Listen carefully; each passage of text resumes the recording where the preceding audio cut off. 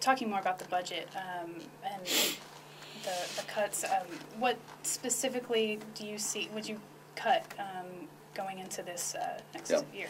Well, let me flip it for a second and talk about what I don't want to cut. Don't want to cut anything in regards to crime and fighting crime. You know, or policemen, or things like the weed and seed program. We have made tremendous progress in crime. Let's not back up on that. So I've tried to be pretty hardline there. I also don't want to cut any more economic development. Okay, this is what's caught us into a situation where the city is the business is turning, but the city hadn't caught up with it yet, and it's not able to provide the services we need and get the revenue in a lot quicker. Besides that, everything for me is going to be looked at very closely. I'm not going to be a person that cuts across the board. That's bad management. Nobody needs to hire a mayor that says, okay, we're just going to be democratic and cut 10% across. I mean, you're supposed to have a brain, and you have to figure out strategically what is really necessary in the next 3 to 4 years, what is not as much. And sometimes the things that people say, well, that's just soft stuff, is really cost you money if you cut. So, you know, making those judgments is going to be critical. So the answer to your question is most everything is going to be cut, and we're going to have to do it in the right way at different levels. Is there anything specifically that you see inefficiencies in as far as some of the programs and things we have? Yeah, I do.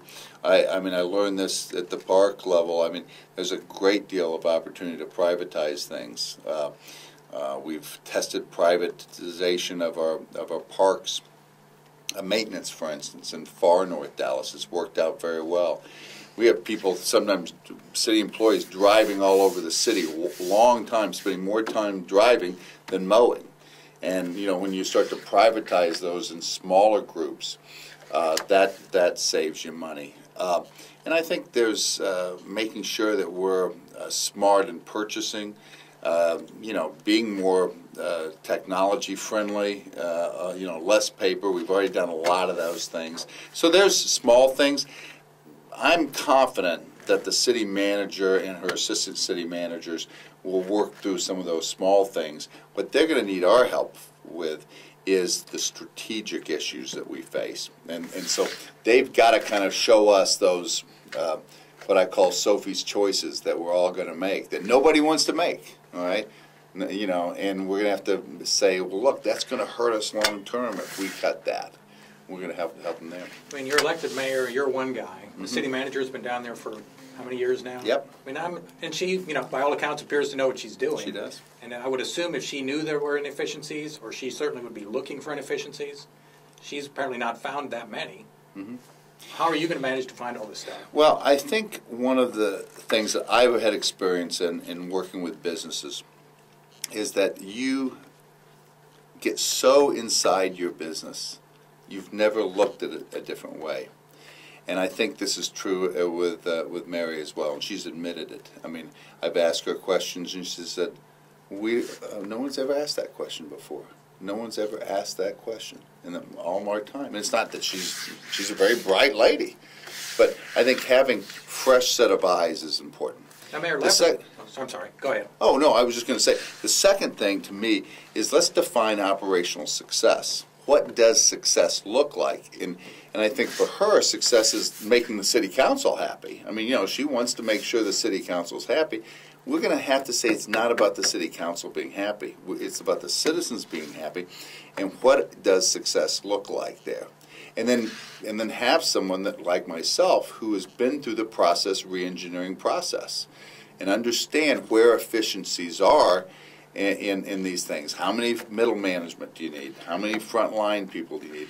Those experiences, and being inside city government for a long time, I know this probably surprises a lot of folks, but usually government is not the most innovative in kind of front moving forward with re-engineering, things like that. So I think we can help her through that, and I'm looking forward to partnering with her. I was just going to say, Mayor Leppert was also kind of a business mayor. He came from a private sector. Yep. You're going to find a bunch of stuff he didn't find then in the 4 years he was there. You know, our objectives might be a little different. Tom and I are different people. He was very smart. I'm a person that loves the thought of digging into something and doing something in a more creative fashion. I come from a background of running an advertising agency where we were constantly doing creative stuff. He was more in a construction world where it's a little bit more linear. So I think my creativity lends itself to this sort of challenge. That's what we did with homeless effort. I mean, there was no money on the table, and we were able to build a homeless assistance center, get the citizens to pass that. No one ever thought that the citizens of Dallas would take care of the homeless. We've got a big heart in this town. And then we were able to take $3.5 million and double it, that the city gave, and double it with private and non-city money. We were able to leverage that sort of thing by creating a public-private partnership, by really privatizing the homeless effort. It's what we did with the zoo when I was at the park board. So, you know, making sure that the zoo, because people will give money to the zoo all the time when they realize they're not giving it to government. If they're giving it to government, they don't want to give it to government. So I think those sort of things, and we're seeing more and more success there, and that's what I'll continue to push. So less construction, no hotels, tollways. In the next 4 years, I don't think we've got a lot of money for that. I mean, we've got to clean up continue to institute and implement our bond election. The last one, we've got to tee up a new bond election and understand what infrastructure we need. We need to fill the potholes. We need to focus on economic development. We got to focus on schools. So all those big ticket projects are going to be put on hold for quite a while then? Well, I don't think there are any big ticket items right now going on. I mean, we've got the plans for the bridges, and those things are kind of financed, and we're moving ahead with those. And we're going to shore up the levees in the Trinity River to make sure that that's safe. A lot of the money inside the Trinity River is private money that'll be used, and so those things are kind of budgeted. There's nothing teed up right now from a big capital expense that'll be something like the convention hotel. We need to digest that stuff.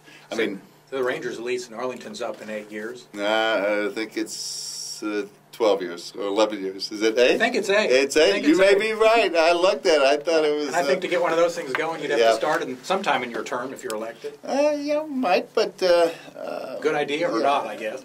You know, let me tell you the way I'm going to be on those things. The screen I'm going to look at is what's good for business for Dallas. I'm going to look at every deal, and I'm going to fight hard for making sure that, yes, I want the region to grow, but I want to make sure that people know they can do better business in Dallas, whether it's in Arlington or Irving or Plano or wherever it is. I'm going to be fighting for everything that's up. You talked a little bit earlier about the southern sector and growing that area. What are some of the untapped resources there that you can point out? Well, the biggest one is space. When I realized that you could fit the city of Atlanta inside the southern sector, I went, oh, this is it. This is our growth opportunity. Right now, it is 60%, nearly 60% of the land mass, and it's 15% of the tax base. So North Dallas is got all the burden of the tax base because we're not growing in our opportunity.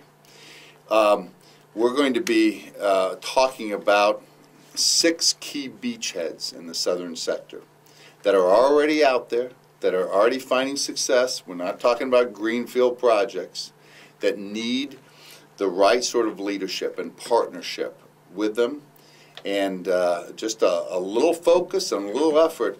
I think that the southern sector will start to get close to that tipping point is like the downtown is.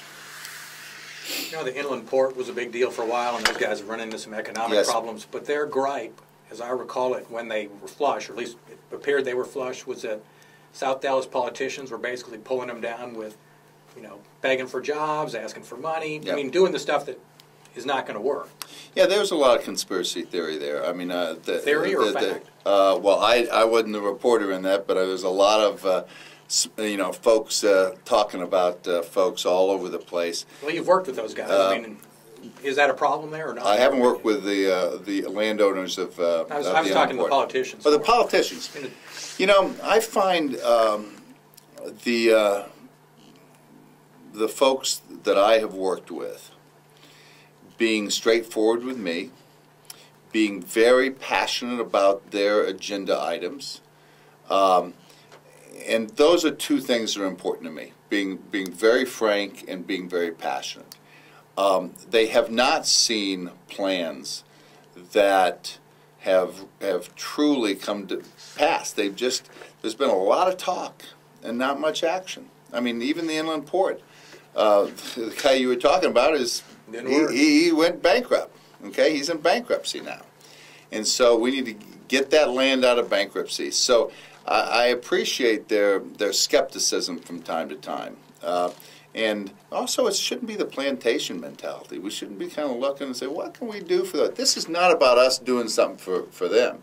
This is about us doing something for us, all together, because this is what's right for Dallas, and we've got to all be together as we deal with that issue. Are we going to have different political points of view? Yes, but as long as we get the issues on the table, air them in a positive way, and we'll power through it, I think. I was going to say Redbird Mall at one point, and I'm not even sure if the city still owns the old Sears building or whatever. Yeah. Do you know? It's called Southwest Mall, and that is one of the conundrums that we've got. It's an up and active mall. It was close to being shut down. I think we kept the power on, and I was over there the other day, and there are dozens and dozens of retailers providing the services they need. Is it the mall that we all think of as a state-of-the-art? No. So we've got to work with the community. We've got to work with developers and say, what's the right thing to do with that mall? But that mall, to me, is within some areas that are just hot and heavy, that are growing great. So that's a little bit of a tougher one. But what has happened in Bishop Arts down through Jefferson, what is happening when that bridge opens in West Dallas, what's happening with Pinnacle Park all the way down to through the DBU campus and Mountain Creek. I don't know if anybody's not been, any of your viewers not been to Mountain Creek in far southwest, is the most beautiful part of Dallas. It's fabulous. There's a place where 35 and 20 connect, far southwest Oak Cliff. It's vibrant with homes and great churches.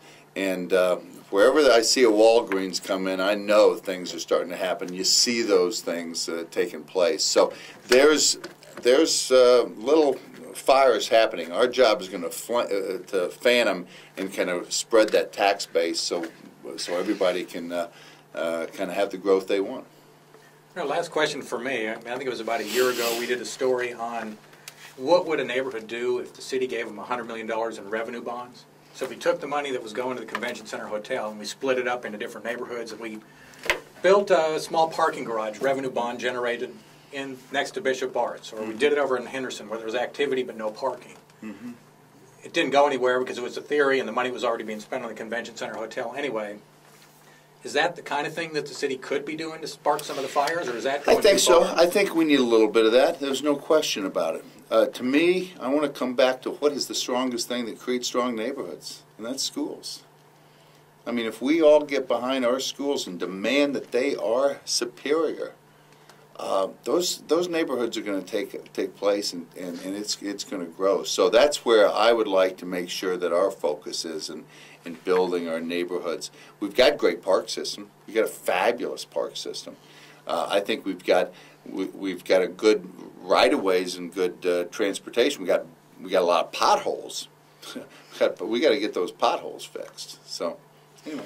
Well, so I guess we'll end on what specifically distinguishes you from the other candidates? It seems like nobody wants to raise taxes. Everybody's all for the neighborhoods and that kind of thing. What sets you apart? I'm not sure.